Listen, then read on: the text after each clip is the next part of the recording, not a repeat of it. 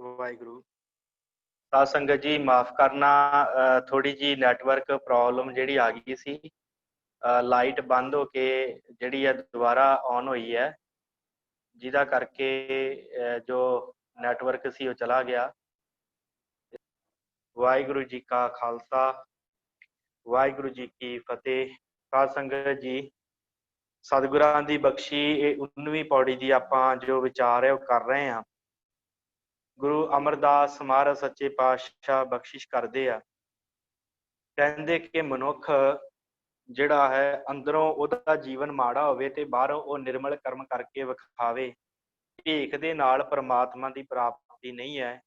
जीहो मैले बाहरों निर्मल, बाहरों निर्मल जीहो ता मैले, तिन्नी जन्म जुए हारिया। ये जिहड़ा मनुखा जन्म है ਉਹਨਾਂ ਨੇ ਜੂਏ ਦੇ ਵਿੱਚ ਹਾਰ ਦਿੱਤਾ, ਭਾਵ ਮਾਇਆ ਦੇ ਵਿੱਚ ਹੀ ਉਹਨਾਂ ਨੇ ਆਪਣਾ ਜੀਵਨ ਜਿਹੜਾ ਗੁਜ਼ਾਰ ਦਿੱਤਾ, ਲੋਕਾਂ ਨੂੰ ਭਰਮ ਦੇ ਵਿੱਚ ਰੱਖ ਕੇ ਜੀਵਨ ਗੁਜ਼ਾਰ ਦਿੱਤਾ।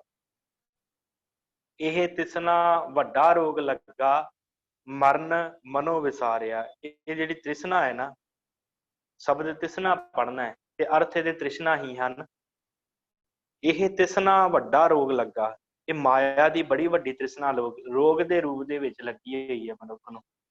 ਇਹ ਤ੍ਰਿਸ਼ਨਾ ਵੱਡਾ ਰੋਗ ਲੱਗਾ, ਇਹ ਬਹੁਤ ਵੱਡਾ ਰੋਗ ਹੈ ਤ੍ਰਿਸ਼ਨਾ ਦਾ ਜੋ ਇਹਨੂੰ ਲੱਗਾ ਹੋਇਆ ਹੈ ਨਾ, ਧਨ ਪਦਾਰਥ ਇਕੱਠਾ ਕਰਨ ਦਾ।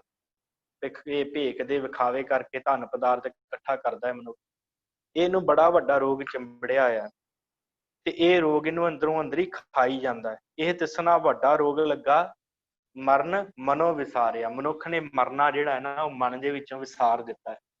ਬਸ ਭੁੱਲ ਗਿਆ ਹੈ ਕਿ ਮੈਂ ਇਸ ਸੰਸਾਰ ਦੇ ਉੱਤੇ ਕਰਨ ਕੀ ਆਇਆ, ਮੇਰਾ ਕਾਰਜ ਕੀ ਸੀ ਤੇ ਮੈਂ ਕਰਨਾ ਕੀ ਹੈ। ਇਹ ਭੁੱਲ ਕੇ ਮਨੁੱਖ ਉਹ ਤ੍ਰਿਸ਼ਨਾ ਦੇ ਪਿੱਛੇ ਲੱਗਾ ਹੋਇਆ ਹੈ, ਮਾਇਆ ਦੇ ਪਿੱਛੇ ਲੱਗਾ ਹੋਇਆ ਹੈ। ਇਹ ਤ੍ਰਿਸ਼ਨਾ ਵੱਡਾ ਰੋਗ ਲੱਗਾ, ਇੱਥੇ ਰੁਕਣਾ ਹੈ ਜੀ। ਮਰਨ ਮਨੋ ਵਿਸਾਰਿਆ, ਵੇਦਾ ਮਹਿ ਨਾਮ ਉੱਤਮ, ਸੋ ਸੁਣੈ ਹੈ ਨਾਹੀ। ਇੱਥੇ ਵੱਡਾ ਵਿਸ਼ਰਾਮ ਹੈ। ਵੇਦਾ ਮਹਿ ਨਾਮ ਉੱਤਮ, ਇੱਥੇ ਥੋੜਾ ਜਿਹਾ ਰੁਕਣਾ ਹੈ। ਸੋ ਸੁਣੈ ਹੈ ਨਾਹੀ, ਇੱਥੇ ਪੂਰਾ ਰੁਕਣਾ ਹੈ। ਵੇਦਾ ਮਹਿ ਨਾਮ ਉੱਤਮ, ਜੋ ਵੇਦਾਂ ਦੇ ਵਿੱਚ ਗ੍ਰੰਥਾਂ ਦੇ ਵਿੱਚ ਉੱਤਮ ਨਾਮ ਹੈ ਨਾ, ਜਿਸ ਨਾਮ ਦੀ ਵਡਿਆਈ ਹੈ, ਉਸ ਨਾਮ ਨੂੰ ਨਹੀਂ ਸੁਣਦਾ, ਸਗੋਂ ਵੇਦਾਂ ਵਿੱਚ ਦੱਸੇ ਹੋਏ ਕਰਮ ਕਾਂਡਾਂ ਦੇ ਨਾਲ ਆਪਣਾ ਜੀਵਨ ਬਤੀਤ ਕਰਦਾ ਹੈ। ਵੇਦਾਂ ਦੇ ਵਿੱਚ ਨਾਮ ਵੀ ਹੈ, ਨਾਮ ਨੂੰ ਨਹੀਂ ਜਾਣਦਾ, ਨਾਮ ਨੂੰ ਨਹੀਂ ਸੁਣਦਾ, ਨਾਮ ਨੂੰ ਨਹੀਂ ਕਮਾਉਂਦਾ, ਉਸ ਉੱਤਮ ਪਰਮਾਤਮਾ ਦੇ ਨਾਮ ਵੱਲ ਨਹੀਂ ਟਿਕਦਾ, ਸਗੋਂ ਵੇਦਾਂ ਵਰਗੀਆਂ ਧਾਰਮਿਕ ਪੁਸਤਕਾਂ ਦੇ ਵਿੱਚੋਂ ਕਰਮ ਕਾਂਡਾਂ ਨੂੰ ਜ਼ਿਆਦਾ ਤਰਜੀਹ ਦਿੰਦਾ ਹੈ। ਕਿਉਂਕਿ ਇਹਨਾਂ ਵੇਦਾਂ ਦੇ ਵਿੱਚ, ਇਹਨਾਂ ਸਿਮਰਤੀਆਂ ਦੇ ਵਿੱਚ ਜਿਹੜਾ ਹੈ ਉੱਥੇ ਕਰਮ ਕਾਂਡ ਵੀ ਦਿੱਤੇ ਹੋਏ ਆ ਤੇ ਪਰਮਾਤਮਾ ਦਾ ਨਾਮ ਜਪਣ ਦੀ ਵੀ ਤਾਕੀਦ ਜਗ੍ਹਾ ਜਗ੍ਹਾ ਕੀਤੀ ਹੋਈ ਹੈ। ਪਰ ਬ੍ਰਾਹਮਣ ਲੋਕ ਕੀ ਕਰਦੇ ਆ, ਜਿਹੜੇ ਧਾਰਮਿਕ ਪਹਿਰਾਵੇ ਵਾਲੇ ਹੁੰਦੇ ਆ, ਜਿਨ੍ਹਾਂ ਨੇ ਬਾਹਰੋਂ ਪਹਿਰਾਵਾ ਧਾਰਮਿਕ ਪਹਿਨਿਆ ਹੋਇਆ ਹੁੰਦਾ ਤੇ ਅੰਦਰੋਂ ਮੈਲੇ ਹੁੰਦੇ ਆ, ਉਹ ਕੀ ਕਰਦੇ ਕਿ ਇਹਨਾਂ ਵੇਦਾਂ ਦੇ ਵਿੱਚੋਂ ਦੂਸਰਿਆਂ ਮਨੁੱਖਾਂ ਨੂੰ ਵੀ ਕਰਮਕਾਂਡਾਂ ਵੱਲ ਪ੍ਰੇਰਿਤ ਕਰਦੇ ਆ ਤੇ ਆਪ ਵੀ ਕਰਮਕਾਂਡ ਹੀ ਕਰਦੇ ਰਹਿੰਦੇ ਆ। ਇਸ ਕਰਕੇ ਸਤਿਗੁਰੂ ਕਹਿੰਦੇ ਉਸ ਵੇਦਾਂ ਦੇ ਵਿੱਚ ਜਿਹੜਾ ਉੱਤਮ ਨਾਮ ਹੈ ਨਾ ਪਰਮੇਸ਼ਰ ਦਾ, ਉਹਨੂੰ ਨਹੀਂ ਸੁਣਦੇ, ਕਰਮਕਾਂਡਾਂ ਵੱਲ, ਭੇਖਾਂ ਵੱਲ ਜਿਹੜਾ ਹੈ ਉਹ ਧਿਆਨ ਹੈ। ਵੇਦਾਂ ਮਹਿ ਨਾਮ ਉੱਤਮ, ਸੋ ਸੁਣੇ ਨਾਹੀ, ਉਹ ਸੁਣਦੇ ਨਹੀਂ ਹਨ। ਫਿਰ ਇਹ ਜਿਉਂ ਬੇਤਾਲਿਆ, ਉਹ ਕਿਵੇਂ ਫਿਰਦੇ ਹਨ, ਜਿਵੇਂ ਭੂਤ ਫਿਰਦੇ ਹੁੰਦੇ। ਬੇਤਾਲਿਆ ਦੇ ਅਰਥ ਭੂਤਨੀਆਂ ਵਾਂਗ, ਉਹ ਮਨੁੱਖ ਭੂਤਨੀਆਂ ਵਾਂਗ ਹਨ, ਜਿਹੜੇ ਆਪਣੇ ਜੀਵਨ ਨੂੰ ਬਾਹਰੋਂ ਜਿਹੜਾ ਹੈ ਨਿਰਮਲ ਰੱਖਦੇ ਆ ਤੇ ਅੰਦਰੋਂ ਜਿਹੜਾ ਭੇਖੀ ਹੁੰਦੇ ਆ, ਅੰਦਰੋਂ ਮੈਲੇ ਹੁੰਦੇ ਆ, ਅੰਦਰ ਮਾਇਆ ਦੀ ਪਾਹ ਲੱਗੀ ਹੁੰਦੀ ਆ, ਅੰਦਰੋਂ ਜਿਹੜਾ ਹੈ ਉਹ ਵਿਕਾਰ ਕਮਾਉਂਦੇ ਆ ਤੇ ਬਾਹਰੋਂ ਨਿਰਮਲ ਰਹਿੰਦੇ ਆ। ਅੰਦਰੋਂ ਜਿਹੜਾ ਹੈ ਉਹ ਨਾਮ ਨਹੀਂ ਸੁਣਦੇ ਪਰਮੇਸ਼ਰ ਦਾ, ਵੇਦਾਂ ਦੇ ਵਿੱਚੋਂ ਜਿਹੜਾ ਹੈ ਧਾਰਮਿਕ ਗ੍ਰੰਥਾਂ ਦੇ ਵਿੱਚੋਂ ਕਰਮ ਕਾਂਡ ਨੂੰ ਬਾਹਰੋਂ ਜਿਹੜਾ ਹੈ ਉਹ ਕਰਦੇ ਆ, ਬਾਹਰੋਂ ਭੇਖ ਬਣਾ ਬਣਾ ਕੇ ਵੱਖ-ਵੱਖ ਕਰਮ ਕਾਂਡਾਂ ਵੱਲ ਜਾਂਦੇ ਆ, ਪਰ ਅੰਦਰੋਂ ਜਿਹੜਾ ਪਰਮੇਸ਼ਰ ਦਾ ਨਾਮ ਨਹੀਂ ਸੁਣਦੇ, ਉਹ ਮਨੁੱਖ ਭੂਤਾਂ ਵਰਗੇ ਹਨ। ਜਾਂ ਬੇਤਾਲਿਆ ਦਾ ਅਰਥ ਹੁੰਦਾ ਬੇਤਾਲਿਆ, ਤਾਲ ਤੋਂ ਬਿਨਾਂ, ਭਾਵ ਉਹਨਾਂ ਦਾ ਜੀਵਨ ਜਿਹੜਾ ਬਿਨਾਂ ਮਰਿਆਦਾ ਤੋਂ ਹੋ ਜਾਂਦਾ ਹੈ। ਜਿਵੇਂ ਕੋਈ ਤਾਲ ਵੱਜਦਾ ਹੋਵੇ ਨਾ, ਕੋਈ ਗਾਣਾ ਜਾਂ ਕੋਈ ਸ਼ਬਦ ਤਾਲ ਵਿੱਚ ਨਾ ਹੋਵੇ, ਉਹਨੂੰ ਕਹਿੰਦੇ ਬੇਤਾਲਾ। ਤੇ ਕਹਿੰਦੇ ਕਿ ਉਹਨਾਂ ਮਨੁੱਖਾਂ ਦਾ ਜੀਵਨ ਵੀ ਬੇਤਾਲਾ ਹੋ ਜਾਂਦਾ, ਭਾਵ ਮਰਿਆਦਾ ਤੋਂ ਬਿਨਾਂ ਹੋ ਜਾਂਦਾ। ਉਹ ਮਰਿਆਦਿਤ ਨਹੀਂ ਰਹਿੰਦੇ, ਮਰਿਆਦਾ ਦੇ ਵਿੱਚ ਨਹੀਂ ਰਹਿੰਦੇ ਜਿਹੜੇ ਮਨੁੱਖ ਪਰਮੇਸ਼ਰ ਦਾ ਨਾਮ ਨਹੀਂ ਸੁਣਦੇ, ਜਿਹੜੇ ਪਰਮੇਸ਼ਰ ਦਾ ਨਾਮ ਨਹੀਂ ਵਿਚਾਰਦੇ। ਵੇਦਾਂ ਮਹਿ ਨਾਮ ਉੱਤਮ, ਸੋ ਸੁਣੈ ਨਾਹੀ, ਫਿਰ ਇਹ ਜਿਉਂ ਬੇਤਾਲਿਆ। ਜਿਵੇਂ ਬੇਤਾਲ ਭੂਤ ਫਿਰਦੇ ਹਨ, ਉਵੇਂ ਉਹ ਮਨੁੱਖ ਘੁੰਮਦੇ ਫਿਰਦੇ ਹਨ ਸੰਸਾਰ ਤੇ। ਕਹਿ ਨਾਨਕ ਜਿਨ ਸੱਚ ਤਜਿਆ, ਕੂੜੇ ਲਾਗੇ ਤਿੰਨੀ ਜਨਮ ਜੂਏ ਹਾਰਿਆ। ਕਹਿ ਨਾਨਕ ਜਿਨ ਸੱਚ ਤਜਿਆ, ਇੱਥੇ ਥੋੜਾ ਰੁਕਣਾ ਹੈ। ਕੂੜੇ ਲਾਗੇ ਇੱਥੇ ਪੂਰਾ ਰੁਕਣਾ ਹੈ। ਤਿੰਨੀ ਜਨਮ ਜੂਏ ਹਾਰਿਆ। ਕਹਿ ਨਾਨਕ ਜਿਨ ਸੱਚ ਤਜਿਆ, ਜਿਨ੍ਹਾਂ ਮਨੁੱਖਾਂ ਨੇ ਸੱਚ ਨੂੰ ਤਜ ਦਿੱਤਾ, ਜਿਨ੍ਹਾਂ ਨੇ ਹਿਰਦੇ ਤੋਂ ਸੱਚ ਨੂੰ ਭੁਲਾ ਦਿੱਤਾ। ਸੱਚ ਕੌਣ ਹੈ? ਅਕਾਲ ਪੁਰਖ। ਜਿਨ੍ਹਾਂ ਨੇ ਪ੍ਰਮਾਤਮਾ ਨੂੰ ਭੁਲਾ ਦਿੱਤਾ ਹਿਰਦੇ ਵਿੱਚੋਂ। ਸਤਿਗੁਰੂ ਗੁਰੂ ਅਮਰਦਾਸ ਸੱਚੇ ਪਾਤਸ਼ਾਹ ਗੁਰੂ ਨਾਨਕ ਸਾਹਿਬ ਦੀ ਮੋਹਰ ਲਾ ਕੇ ਕਹਿੰਦੇ ਆ ਕਿ ਉਹ ਮਨੁੱਖ ਜਿਨ੍ਹਾਂ ਨੇ ਆਪਣੇ ਹਿਰਦੇ ਵਿੱਚੋਂ ਸੱਚੇ ਪ੍ਰਭੂ ਨੂੰ, ਸੱਚੇ ਪ੍ਰਮਾਤਮਾ ਨੂੰ ਤਜਿਆ, ਖਤਮ ਕਰ ਦਿੱਤਾ। ਸੱਚ ਤਜਿਆ, ਕੂੜੇ ਲਾਗੇ, ਤੇ ਕੂੜੇ ਨੂੰ ਅਪਣਾ ਲਿਆ, ਭਾਵ ਝੂਠ ਨੂੰ ਅਪਣਾ ਲਿਆ, ਵਿਕਾਰਾਂ ਨੂੰ ਅਪਣਾ ਲਿਆ। ਜਿਨ੍ਹਾਂ ਨੇ ਝੂਠੇ ਕਰਮ ਕਾਂਡਾਂ ਨੂੰ ਅਪਣਾ ਲਿਆ, ਜਿਨ੍ਹਾਂ ਨੇ ਭੇਖਾਂ ਨੂੰ ਅਪਣਾ ਲਿਆ, ਉਹ ਮਨੁੱਖ ਕੂੜੇ ਲਾਗੇ, ਭਾਵ ਕੂੜਾ ਉਹਨਾਂ ਦੇ ਜੀਵਨ ਵਿੱਚ ਆ ਗਿਆ, ਭਾਵ ਉਹ ਵਿਕਾਰੀ ਹੋ ਗਏ। ਤਿੰਨੀ ਜਨਮ ਜੂਏ ਹਾਰਿਆ। ਉਹਨਾਂ ਮਨੁੱਖਾਂ ਨੇ ਆਪਣਾ ਜਿਹੜਾ ਜਨਮ ਹੈ ਉਹ ਜੂਏ ਦੇ ਵਿੱਚ ਹਾਰ ਦਿੱਤਾ, ਮਾਇਆ ਦੇ ਹੱਥ ਵਿੱਚ ਵੇਚ ਦਿੱਤਾ। ਉਹਨਾਂ ਮਨੁੱਖਾਂ ਨੇ ਜਨਮ ਆਪਣਾ, ਜਿਨ੍ਹਾਂ ਨੇ ਪਰਮੇਸ਼ਵਰ ਦਾ ਨਾਮ ਨਹੀਂ ਜਪਿਆ, ਜਿਨ੍ਹਾਂ ਨੇ ਪ੍ਰਮਾਤਮਾ ਦਾ ਨਾਮ ਨਹੀਂ ਜਪਿਆ, ਜਿਨ੍ਹਾਂ ਸਿਰਫ ਤੇ ਸਿਰਫ ਕਰਮ ਕਾਂਡ ਕੀਤੇ, ਜਿਨ੍ਹਾਂ ਨੇ ਆਪਣੇ ਜੀਵਨ ਨੂੰ ਸਵਾਰਨ ਬਾਰੇ ਇੱਕ ਰੱਤੀ ਜਿੰਨਾ ਵੀ ਨਹੀਂ ਸੋਚਿਆ। ਸਤਿਗੁਰੂ ਅੱਗੇ ਬਖਸ਼ਿਸ਼ ਕਰਦੇ ਆ 20ਵੀਂ ਪੌੜੀ ਦੇ ਅੰਦਰ, ਕਹਿੰਦੇ ਜੀਅਹੁ ਨਿਰਮਲ ਬਾਹਰਹੁ ਨਿਰਮਲ। ਹੁਣ ਉੱਥੇ ਗੱਲ ਸੀ ਕਿ ਜਿਹੜੇ ਜੀਆਂ ਤੇ ਮੈਲੇ ਆ ਤੇ ਬਾਹਰੋਂ ਨਿਰਮਲ ਬਣਦੇ ਆ, ਪਰ ਹੁਣ ਗੱਲ ਕਰ ਰਿਹਾ ਕਿ ਜਿਹੜੇ ਜੀ ਦੇ ਵਿੱਚੋਂ ਵੀ ਅੰਦਰੋਂ ਵੀ ਨਿਰਮਲ ਹੁੰਦੇ ਆ ਤੇ ਬਾਹਰੋਂ ਵੀ ਨਿਰਮਲ ਹੁੰਦੇ ਆ, ਉਹਨਾਂ ਦਾ ਜੀਵਨ ਕੈਸਾ ਹੁੰਦਾ। ਜੀਅਹੁ ਨਿਰਮਲ ਬਾਹਰਹੁ ਨਿਰਮਲ। ਬਾਹਰਹੁ ਤਾਂ ਨਿਰਮਲ, ਜੀਉ ਨਿਰਮਲ, ਸਤਿਗੁਰ ਤੇ ਕਰਨੀ ਕਮਾਣੀ। ਜੀ ਬਾਹਰੋਂ ਤਾਂ ਨਿਰਮਲ, ਇੱਥੇ ਥੋੜਾ ਰੁਕਣਾ ਹੈ। ਅਰਧ ਵਿਸ਼ਰਾਮ ਹੰਪੀ ਜਿਹਨੂੰ ਕਹਿੰਦੇ ਆ। ਬਾਹਰੋਂ ਤਾਂ ਨਿਰਮਲ, ਜੀਉ ਨਿਰਮਲ, ਇੱਥੇ ਪੂਰਾ ਰੁਕਣਾ ਹੈ, ਪੂਰਾ ਵਿਸ਼ਰਾਮ ਇੱਥੇ ਹੈ। ਸਤਿਗੁਰ ਤੇ ਕਰਨੀ ਕਮਾਣੀ। ਕਹਿੰਦੇ ਕਿ ਉਹ ਮਨੁੱਖ ਜਿਹੜੇ ਬਾਹਰੋਂ ਵੀ ਨਿਰਮਲ ਆ ਤੇ ਆਪਣੇ ਜੀ ਦੇ ਵਿੱਚੋਂ ਵੀ, ਆਪਣੇ ਅੰਦਰੋਂ ਵੀ ਜਿਹੜਾ ਉਹ ਨਿਰਮਲ ਹਨ। ਉਹ ਬਾਹਰੋਂ ਤੇ ਨਿਰਮਲ ਹਨ ਹੀ, ਬਾਹਰੋਂ ਤਾਂ ਉਹਨਾਂ ਦਾ ਜੀਵਨ ਨਿਰਮਲ ਹੀ ਹੈ।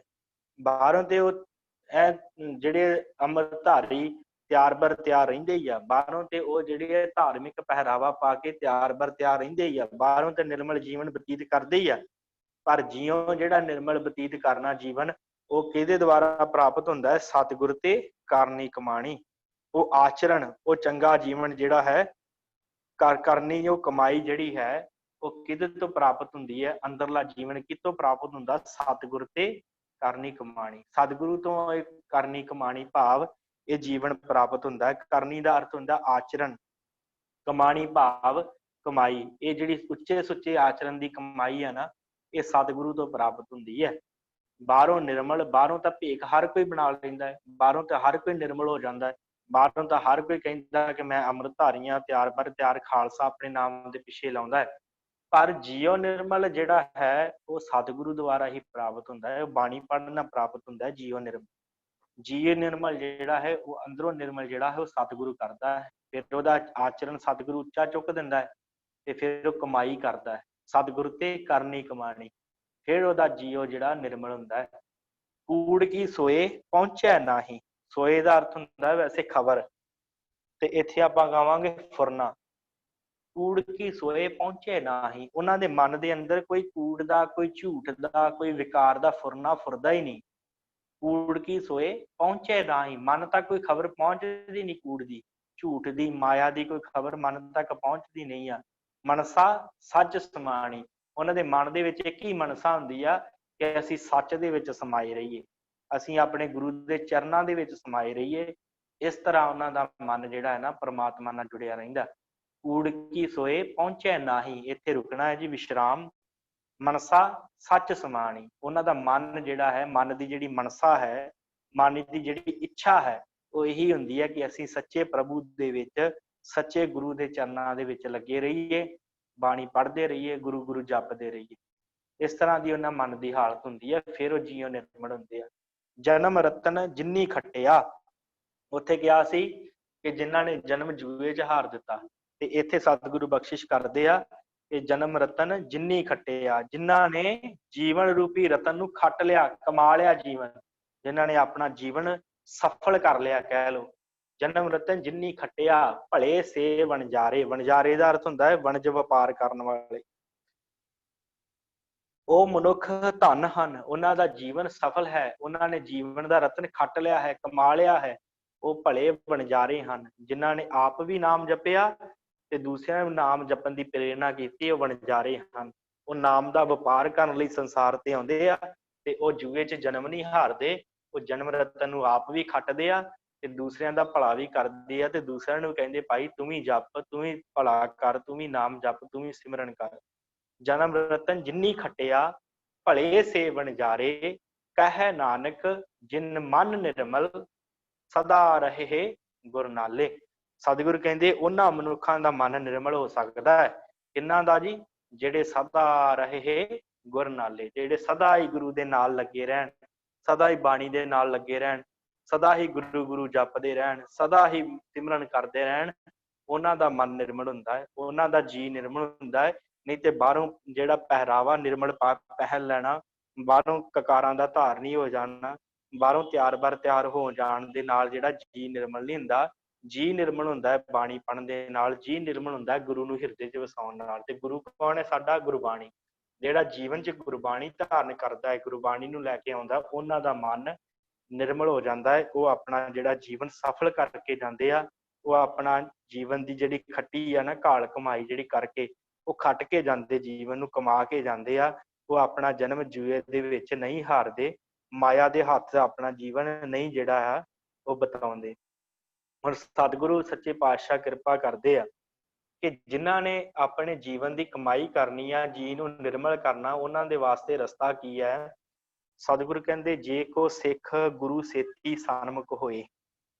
ਜੇ ਕੋਈ ਸਿੱਖ ਨਾ ਆਪਣੇ ਹਿਰਦੇ ਨੂੰ ਪਵਿੱਤਰ ਕਰਨਾ ਚਾਹੁੰਦਾ ਹੈ, ਉਹਨੂੰ ਜੇ ਕੋ ਸਿੱਖ ਗੁਰੂ ਸੇਤੀ ਸਨਮੁਖ ਹੋਏ, ਉਹਨੂੰ ਆਪਣੇ ਗੁਰੂ ਦੇ ਸਾਹਮਣੇ ਸਨਮੁਖ ਹੋਣਾ ਪਵੇਗਾ।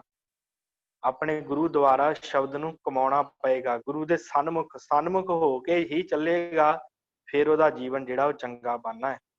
ਉਂਝ ਉਹਦਾ ਜੀਵਨ ਜਿਹੜਾ ਹੈ ਉਹ ਚੰਗਾ ਨਹੀਂ ਬਣ ਸਕਦਾ। ਸਤਿਗੁਰ ਕਹਿੰਦੇ ਆ ਜੇ ਕੋ ਸਿੱਖ ਗੁਰੂ ਸੇਤੀ ਸਨਮੁਖ ਹੋਵੇ। ਜੇ ਕੋ ਸਿੱਖ, ਇੱਥੇ ਰੁਕਣਾ ਹੈ ਜੀ, ਇੱਥੇ ਵਿਸ਼ਰਾਮ। ਗੁਰੂ ਸੇਤੀ ਸਨਮੁਖ ਹੋਵੇ। ਸੇਤੀ ਦਾ ਅਰਥ ਹੈ ਨਾਲ। ਜੇ ਕੋਈ ਸਿੱਖ ਆਪਣੇ ਗੁਰੂ ਦੇ ਨਾਲ, ਗੁਰੂ ਦੇ ਸਾਹਮਣੇ ਸਨਮੁਖ ਹੋਣਾ ਚਾਹੁੰਦਾ ਹੈ, ਹੋਵੇ ਤਾਂ ਸਨਮੁਖ ਸਿੱਖ ਕੋਈ ਜਿਉ ਰਹਿ ਗੁਰ ਨਾਲੇ। ਜੇ ਕੋਈ ਹੋਣਾ ਚਾਹੁੰਦਾ ਹੈ ਗੁਰੂ ਦੇ ਸਨਮੁਖ, ਤੇ ਉਹਨੂੰ ਆਪਣੇ ਜੀ ਦੇ ਵਿੱਚੋਂ ਗੁਰੂ ਦੇ ਨਾਲ ਰਹਿਣਾ ਪਏਗਾ। ਜਿਉ ਰਹਿ ਗੁਰ ਨਾਲੇ, ਮਨ ਦੇ ਵਿੱਚੋਂ ਅੰਦਰੋਂ। ਇਹ ਨਹੀਂ ਕਿ ਗੁਰਦੁਆਰੇ ਆਏ ਤੇ ਬਸ ਮੱਥਾ ਟੇਕਿਆ ਚਲੇ ਗਏ, ਇਸ ਤਰ੍ਹਾਂ ਨਹੀਂ। ਉਹਨੂੰ ਜਿਉਂ ਗੁਰੂ ਦੇ ਨਾਲ ਰਹਿਣਾ ਪਵੇਗਾ। ਉਹਨੂੰ ਆਪਣੇ ਕਾਰਾਂ ਵਿਹਾਰਾਂ ਦੇ ਵੇਲੇ ਵੀ ਗੁਰੂ ਦੇ ਨਾਲ ਰਹਿਣਾ ਪਏਗਾ। ਉਹਨੂੰ ਆਪਣੇ ਸੰਸਾਰ ਦੇ ਕਾਰ ਵਿਹਾਰਾਂ ਵੇਲੇ, ਪਰਿਵਾਰ ਵੇਲੇ ਵੀ ਗੁਰੂ ਗੁਰੂ ਜਪਣਾ ਪਵੇਗਾ। ਫਿਰ ਉਹ ਜੀਓ ਨਾਲ ਹੁੰਦਾ ਗੁਰੂ ਦੇ। ਜੇ ਕੋ ਹੋਵੇ ਤਾਂ ਸਨਮੁਖ ਸਿੱਖ ਕੋਈ, ਇੱਥੇ ਰੁਕਣਾ ਹੈ। ਜਿਉ ਰਹਿ ਗੁਰ ਨਾਲੇ। ਜੇ ਕੋਈ ਸਨਮੁਖ ਹੋ ਜਾਵੇ ਸਿੱਖ, ਤੇ ਉਹਨੂੰ ਜਿਉਂ ਗੁਰੂ ਦੇ ਨਾਲ ਰਹਿਣਾ ਪਵੇਗਾ। ਜੀ ਗੁਰੂ ਨੂੰ ਦੇਣਾ ਪਵੇਗਾ, ਮਨ ਗੁਰੂ ਨੂੰ ਦੇਣਾ ਪਵੇਗਾ। ਗੁਰ ਕੇ ਚਰਨ ਹਿਰਦੈ ਧਿਆਏ। ਗੁਰ ਕੇ ਚਰਨ ਹਿਰਦੈ ਧਿਆਏ। ਆਪਣੇ ਗੁਰੂ ਦੇ ਚਰਨ ਸ਼ਬਦ ਜਿਹੜੇ ਹਨ ਉਹਨੂੰ ਹਿਰਦੇ ਵਿੱਚ ਧਿਆਉਣਾ ਕਰੇ, ਬਾਣੀ ਪੜ੍ਹਨੀ ਕਰੇ, ਸਿਮਰਨ ਕਰਨਾ ਕਰੇ। ਗੁਰ ਕੇ ਚਰਨ ਹਿਰਦੇ ਧਿਆਏ, ਅੰਤਰ ਆਤਮੈ ਸਮਾਲੇ। ਆਪਣੀ ਆਤਮਾ ਦੇ ਨਾਲ, ਆਪਣੀ ਆਤਮਾ ਦੇ ਵਿੱਚੋਂ, ਅੰਤਰ ਆਤਮੇ ਦੇ ਵਿੱਚੋਂ ਉਸ ਪਰਮੇਸ਼ਰ ਨੂੰ ਯਾਦ ਕਰੇ। ਅੰਤਰ ਆਤਮੈ ਸਮਾਲੇ। ਸਮਾਲੇ ਦਾ ਅਰਥ ਹੁੰਦਾ ਯਾਦ ਰੱਖੇ, ਟਿਕਾਈ ਰੱਖੇ, ਸੰਭਾਲ ਕੇ ਰੱਖੇ ਆਪਣੇ ਅੰਤਰਾਤਮੇ ਦੇ ਵਿੱਚ ਆਪਣੇ ਗੁਰੂ ਦੇ ਚਰਨ, ਗੁਰੂ ਦੀ ਬਾਣੀ ਨੂੰ, ਗੁਰੂ ਦੇ ਸਿਮਰਨ ਨੂੰ। ਗੁਰ ਕੇ ਚਰਨ ਹਿਰਦੈ ਧਿਆਏ, ਅੰਤਰ ਆਤਮੈ ਸਮਾਲੇ, ਆਪ ਛੱਡ ਸਦਾ ਰਹਿ ਪਰਨੈ। ਇੱਥੇ ਅੱਧਾ ਅਰਧ ਵਿਸ਼ਰਾਮ ਹੈ। ਆਪ ਛੱਡ ਸਦਾ ਰਹਿ ਪਰਨੈ। ਉਹ ਸਦਾ ਹੀ ਗੁਰੂ ਦੇ ਨਾਲ ਲੱਗਾ ਰਵੇ, ਗੁਰੂ ਦੇ ਆਸਰੇ ਰਵੇ, ਆਪਣਾ ਆਪਾ ਛੱਡ ਦੇਵੇ। ਪਰਨੈ ਦਾ ਅਰਥ ਹੁੰਦਾ ਆਸਰਾ। ਆਪਾ ਛੱਡ ਕੇ, ਆਪਾ ਭਾਵ ਮਿਟਾ ਕੇ, ਆਪਣੀ ਹਉਮੈ ਛੱਡ ਕੇ ਸਦਾ ਹੀ ਗੁਰੂ ਦੇ ਆਸਰੇ ਦੇ ਵਿੱਚ ਰਵੇ। ਗੁਰ ਬਿਨ ਅਵਰ ਨਾ ਜਾਣੈ ਕੋਏ। ਗੁਰੂ ਤੋਂ ਬਿਨਾ ਹੋਰ ਕਿਸੇ ਨੂੰ ਨਾ ਜਾਣੇ। ਗੁਰੂ ਤੋਂ ਬਿਨਾ ਹੋਰ ਕਿਸੇ ਨੂੰ ਆਪਣੇ ਮਨ ਦੇ ਵਿੱਚ ਨਾ ਲੈ ਕੇ ਆਵੇ, ਕਿਸੇ ਵੀ ਪੀਰ ਪੈਗੰਬਰ ਅਵਤਾਰ ਨੂੰ ਹਿਰਦੇ 'ਚ ਨਾ ਲੈ ਕੇ ਆਵੇ, ਸਿਰਫ ਤੇ ਸਿਰਫ ਆਪਣੇ ਗੁਰੂ ਤੇ ਵਿਸ਼ਵਾਸ ਰੱਖੇ। ਗੁਰ ਬਿਨ ਅਵਰ ਨਾ ਜਾਣੈ, ਜਾਣੈ ਕੋਇ, ਜਾਣੈ ਨਹੀਂ ਜਾਣੈ। ਜਾਣੈ ਸ਼ਬਦ ਹੈ, ਨਾਣਾ ਸ਼ਬਦ ਹੈ ਨਾ।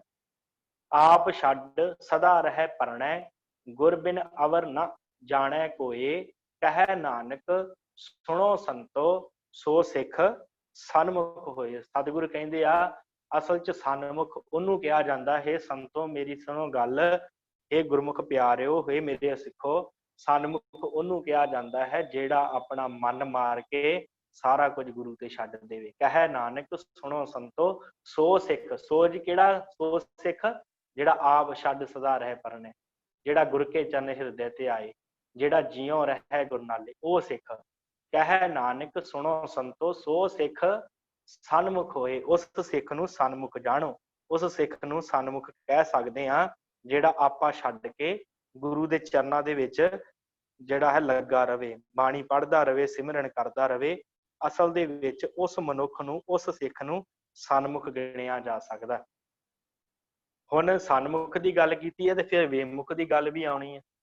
ਸਤਿਗੁਰੂ ਬਖਸ਼ਿਸ਼ ਕਰਦੇ ਆ, ਕਹਿੰਦੇ ਕਿ ਜੇ ਕੋ ਗੁਰ ਤੇ ਵੇਮੁਖ ਹੋਵੇ, ਜੇ ਕੋਈ ਗੁਰੂ ਤੋਂ ਵੇਮੁਖ ਹੋ ਜਾਵੇ, ਜੇ ਕੋਈ ਗੁਰੂ ਤੋਂ ਮੁਖ ਫੇਰ ਲਵੇ, ਬਿਨ ਸਤਿਗੁਰ ਮੁਕਤ ਨਾ ਪਾਵੇ।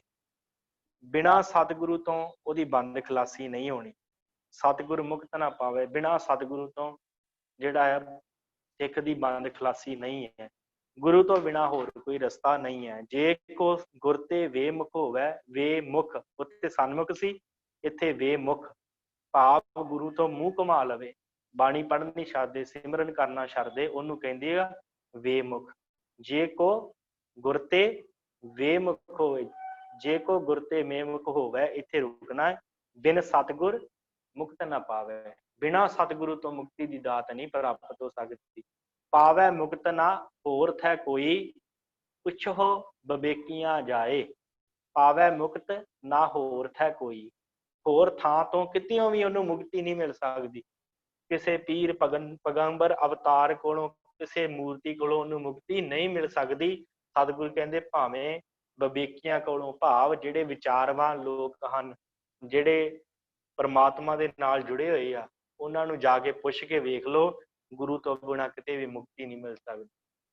ਜੇ ਕੋ ਗੁਰ ਤੇ ਵੇਮੁਖ ਹੋਵੈ, ਬਿਨ ਸਤਿਗੁਰ ਮੁਕਤ ਨਾ ਪਾਵੈ। ਪਾਵੈ ਮੁਕਤ ਨਾ ਹੋਰ ਥੈ ਕੋਈ, ਹੋਰ ਕਿਸੇ ਵੀ ਥਾਂ ਤੋਂ ਮੁਕਤੀ ਨਹੀਂ ਮਿਲ ਸਕਦੀ। ਪੁੱਛੋ ਬਵੇਕੀਆਂ ਜਾਏ, ਜਾ ਕੇ ਭਾਵੇਂ ਵਿਵੇਕਮਾਨ ਪੁਰਸ਼ਾਂ ਦੇ ਕੋਲੋਂ ਪੁੱਛ ਲਓ, ਭਾਵੇਂ ਸਿਆਣੇ ਪੁਰਸ਼ਾਂ ਦੇ ਕੋਲੋਂ ਪੁੱਛ ਲਓ, ਉਹਨਾਂ ਨੂੰ ਪਤਾ ਹੈ ਕਿ ਮੁਕਤੀ ਗੁਰੂ ਦੇ ਦਰ ਤੋਂ ਬਿਨਾਂ ਹੋਰ ਕਿਤੇ ਵੀ ਨਹੀਂ ਹੈ। ਮੁਕਤੀ ਦੀ ਦਾਤ ਹੀ ਗੁਰੂ ਦੇ ਕੋਲੋਂ ਪ੍ਰਾਪਤ ਹੁੰਦੀ ਹੈ। ਅਨੇਕ ਜੂਨੀ ਭਰਮ ਆਵੈ, ਵਿਨ ਸਤਿਗੁਰ ਮੁਕਤ ਨਾ ਪਾਏ। ਅਨੇਕਾਂ ਜੂਨੀਆਂ ਭਰਮ ਕੇ ਮਨੁੱਖ ਆ ਜਾਵੇ, ਫਿਰ ਵੀ ਬਿਨ ਸਤਿਗੁਰ ਮੁਕਤ ਨਾ ਪਾਏ। ਬਿਨਾਂ ਸਤਿਗੁਰੂ ਤੋਂ ਉਹਦੀ ਫਿਰ ਵੀ ਮੁਕਤੀ ਨਹੀਂ ਹੈ। ਕਿਉਂਕਿ ਗੁਰੂ ਤੋਂ ਬਿਨਾਂ ਮੁਕਤੀ ਕਿਉਂ ਨਹੀਂ ਹੈ? ਕਿਉਂਕਿ ਗੁਰੂ ਹੀ ਦੱਸਦਾ ਹੈ ਨਾ, ਭਾਈ ਤੇਰੇ ਅੰਦਰ ਕਾਮ, ਕ੍ਰੋਧ, ਲੋਭ, ਹੰਕਾਰ ਵਰਗੇ ਦੈਂਤ, ਇਹਨਾਂ ਨੂੰ ਮਾਰ ਤੇ ਤੇਰੀ ਮੁਕਤੀ ਹੋਵੇ, ਤੇਰਾ ਮਨ ਮਰੇ ਤੇ ਤੂੰ ਮੁਕਤ ਹੋਵੇਂ। ਹੁਣ ਕਿਸੇ ਦੇਵੀ, ਕਿਸੇ ਪੈਗੰਬਰ ਨੇ, ਕਿਸੇ ਮੂਰਤੀ ਨੇ ਥੋੜੀ ਦੱਸਣਾ ਕਿ ਤੇਰੇ ਅੰਦਰ 5 ਵਿਕਾਰ ਹੈ ਤੇ ਇਹਨਾਂ ਨੂੰ ਮਾਰ ਤੇ ਤੇਰੀ ਮੁਕਤੀ ਹੋਵੇ। ਉਸ ਦਿਨ ਆਪਾਂ ਗੱਲ ਕੀਤੀ ਸੀ ਕਿ ਜੀਵਨ ਦਾ ਰਸਤਾ ਜਿਹੜਾ ਹੈ ਨਾ, ਉਹ ਖਤਮ ਨਹੀਂ ਹੁੰਦਾ। ਸਰੀਰ ਦਾ ਜਿਹੜਾ ਸਰੀਰ ਖਤਮ ਹੋ ਜਾਂਦਾ ਹੈ, ਪਰ ਇਹ ਪੰਧ ਜਿਹੜਾ ਹੈ ਨਾ ਮਨ ਦਾ ਰਸਤਾ, ਇਹ ਕਦੀ ਨਹੀਂ ਖਤਮ ਹੁੰਦਾ। ਜਿੰਨਾ ਚਿਰ ਵਿਕਾਰ ਖਤਮ ਨਹੀਂ ਹੁੰਦੇ, ਜਿੰਨਾ ਚਿਰ ਤ੍ਰਿਸ਼ਨਾ ਖਤਮ ਨਹੀਂ ਹੁੰਦੀ। ਸਤਿਗੁਰੂ ਕਹਿੰਦੇ ਆ, ਕਹਿੰਦੇ ਕਿ ਅਨੇਕ ਜੂਨੀ ਭਰਮ ਆਵੇ, ਅਨੇਕਾਂ ਜੂਨੀਆਂ ਦੇ ਭਰਮ ਕੇ ਆ ਜਾਵੇ, ਬਿਨ ਸਤਿਗੁਰ ਮੁਕਤ ਨਾ ਪਾਵੇ। ਜਿੰਨਾ ਚਿਰ ਗੁਰੂ ਦਾ ਉਪਦੇਸ਼, ਸਤਿਗੁਰੂ ਦਾ ਉਪਦੇਸ਼ ਨਹੀਂ ਸੁਣਦਾ, ਉਹਨਾਂ ਚਿਰ ਮਨੁੱਖ ਦੀ ਮੁਕਤੀ ਨਹੀਂ ਹੈ, ਉਹਨਾਂ ਚਿਰ ਮੁਕਤ ਨਹੀਂ ਹੋ ਸਕਦਾ। ਫਿਰ ਮੁਕਤ ਪਾਏ ਲਾਗ ਚਰਣੀ, ਫਿਰ ਜਦੋਂ ਅਨੇਕਾਂ ਜਨਮ ਜੂਨੀਆਂ ਚ ਘੁੰਮ ਫਿਰ ਕੇ ਆ ਜਾਏਗਾ, ਬਾਣੀ ਪੜ੍ਹਨੀ ਛੱਡਤੀ, ਮਨੁੱਖਾ ਜਨਮ ਮਿਲਿਆ, ਅਨੇਕਾਂ ਜੂਨੀਆਂ ਮਿਲ ਗਈਆਂ ਬਾਅਦ ਵਿੱਚ, ਜਦੋਂ ਸਰੀਰ ਛੱਡ ਕੇ ਗਿਆ, ਬਾਣੀ ਨਹੀਂ ਪੜ੍ਹੀ, ਸਿਮਰਨ ਨਹੀਂ ਕੀਤਾ, ਤੇ ਅਨੇਕਾਂ ਜੂਨੀਆਂ ਘੁੰਮ ਫਿਰ ਕੇ ਫਿਰ ਵਾਪਸ ਆ ਗਿਆ।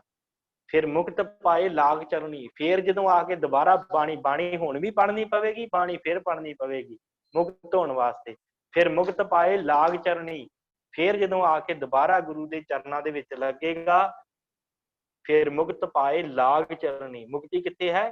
ਗੁਰੂ ਦੇ ਚਰਨਾਂ ਦੇ ਵਿੱਚ। ਫਿਰ ਮੁਕਤ ਪਾਏ ਲਾਗ ਚਰਣੀ, ਸਤਿਗੁਰੂ ਸ਼ਬਦ ਕਮਾਏ। ਸਤਿਗੁਰੂ ਦਾ ਸ਼ਬਦ ਕਮਾਉਣ ਦੇ ਨਾਲ, ਸਤਿਗੁਰੂ ਦਾ ਸ਼ਬਦ ਕਮਾਉਣ ਦੇ ਨਾਲ ਫਿਰ ਮੁਕਤ ਪਾਏ ਲਾਗ ਚਰਣੀ, ਸਤਿਗੁਰੂ ਸ਼ਬਦ ਸੁਣਾਏ। ਸਤਿਗੁਰੂ ਦੇ ਸ਼ਬਦ ਸੁਣ ਕੇ ਹੀ ਮਨੁੱਖ ਦੀ ਮੁਕਤੀ ਹੋ ਸਕਦੀ ਹੈ। ਭਾਵ ਗੁਰੂ ਦੀ ਸ਼ਬਦ ਸੁਣਨ ਦੇ ਨਾਲ ਹੀ, ਗੁਰੂ ਦੇ ਸ਼ਬਦ ਵਿੱਚ ਲੱਗ ਕੇ ਹੀ ਮਨੁੱਖ ਨੂੰ ਮੁਕਤੀ ਦੀ ਪ੍ਰਾਪਤੀ ਹੋਵੇਗੀ।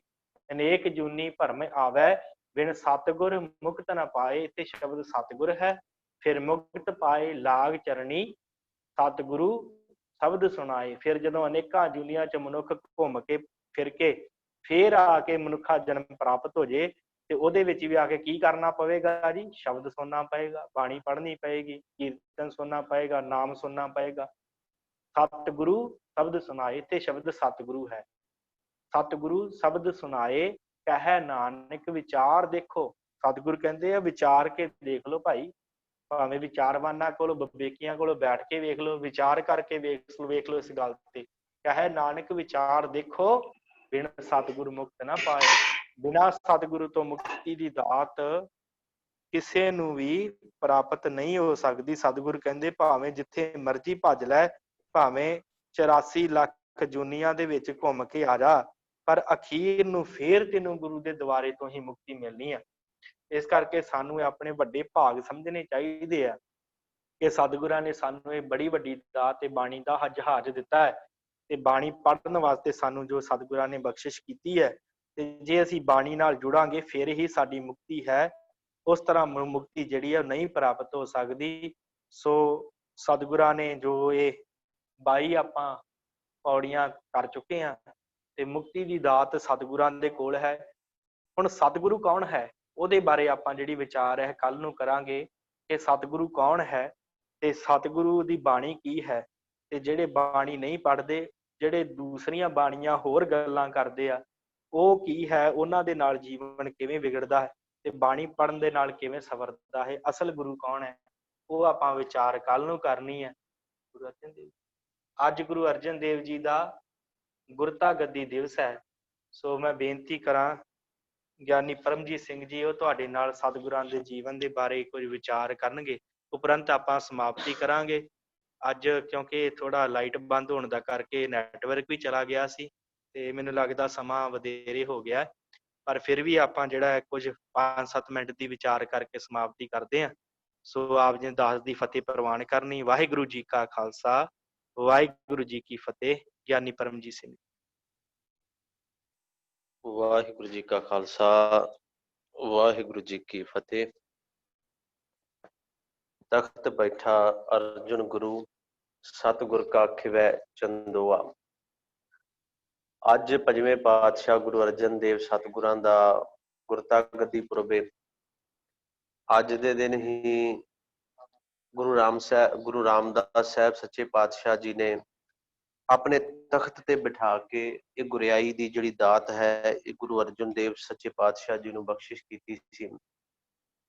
ਇੱਕ ਮੈਂ ਬੇਨਤੀ ਜ਼ਰੂਰ ਕਰਾਂਗਾ, ਕਿਉਂਕਿ ਬਾਣੀ ਦੇ ਵਿੱਚੋਂ ਕੁਝ ਪੰਕਤੀਆਂ ਲੈ ਕੇ ਤੇ ਫਿਰ ਥੋੜਾ ਜਿਹਾ ਸਤਿਗੁਰਾਂ ਦਾ ਇਤਿਹਾਸ ਮੈਂ ਆਪ ਜੀ ਨੂੰ ਸੁਣਾਵਾਂਗਾ। ਜਦੋਂ ਗੁਰੂ ਅਰਜਨ ਦੇਵ ਜੀ ਦਾ ਜੀਵਨ ਬਾਣੀ ਦੇ ਅਨੁਸਾਰ ਅਸੀਂ ਦੇਖਦੇ ਹਾਂ ਨਾ, ਇੱਕ ਪਾਸੇ ਤੇ ਗੁਰੂ ਗ੍ਰੰਥ ਸਾਹਿਬ ਨੇ ਗੁਰੂ ਅਰਜਨ ਦੇਵ ਜੀ ਨੂੰ ਕਹਿ ਦਿੱਤਾ ਕਿ ਉਹ ਪ੍ਰਤੱਖ ਹਰ ਹਨ। ਗੁਰੂ ਅਰਜਨ ਪ੍ਰਤੱਖ ਹਰ, ਕਿ ਉਹ ਪ੍ਰਤੱਖ ਪਰਮਾਤਮਾ ਨੇ, ਉਹਨਾਂ ਵਰਗਾ ਕੋਈ ਹੋਰ ਨਹੀਂ ਹੈ, ਉਹ ਪਰਮਾਤਮਾ ਦਾ ਹੀ ਰੂਪ ਨੇ।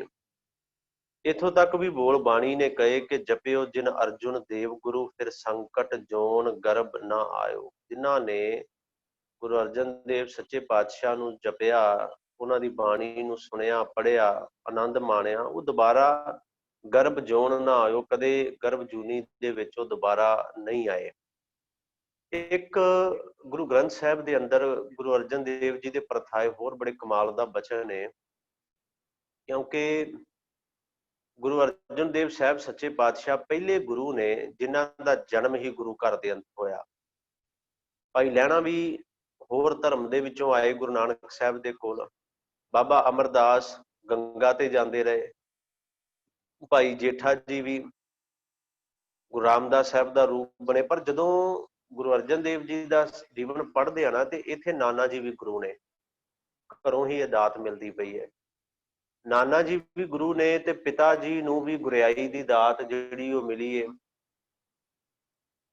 ਪਰ ਜਿੰਨੀਆਂ ਕੁ ਰਹਿਮਤਾਂ ਇਸ ਘਰੋਂ ਗੁਰੂ ਅਰਜਨ ਸਾਹਿਬ ਸੱਚੇ ਪਾਤਸ਼ਾਹ ਨੇ ਹਾਸਲ ਕੀਤੀਆਂ ਨਾ, ਬਚਪਨ ਵਿੱਚ ਅਸੀਂ ਬੜੀ ਵਾਰੀ ਇਹ ਪੜ੍ਹਿਆ ਕਿ ਸਤਿਗੁਰਾਂ ਨੇ ਅਸੀਸ ਇਹ ਦਿੱਤੀ ਸੀ ਕਿ ਦੋਹਿਤਾ ਬਾਣੀ ਕਾ ਬੋਹਿਥਾ, ਪਾਣੀ ਦਾ ਜਹਾਜ਼, ਪਾਣੀ ਦਾ ਬੋਹਿਥ।